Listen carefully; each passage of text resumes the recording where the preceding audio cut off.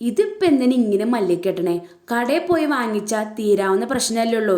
ഇത്രയും സമയമൊക്കെ കളയേണ്ട ആവശ്യമുണ്ടോ എന്ന് നമ്മൾ പല പ്രാവശ്യം ചിന്തിച്ചാലും നമ്മൾ കൈ കൊണ്ട് ഉണ്ടാക്കുന്നതാണെങ്കിൽ അത് ഒരു രസം തന്നെയാണ്, അത് ചൂടി പോകാനായിട്ട്. വേറെ ആരെയും കുറിച്ചല്ല കേട്ടോ ഞാനീ പറയണേ. വീട്ടിൽ കുറച്ച് മുല്ലമുട്ട് കിട്ടി, എന്നാൽ പിന്നെ അത് വെച്ച് ചെറിയൊരു മാല ഉണ്ടാക്കാമെന്ന് വിചാരിച്ചു.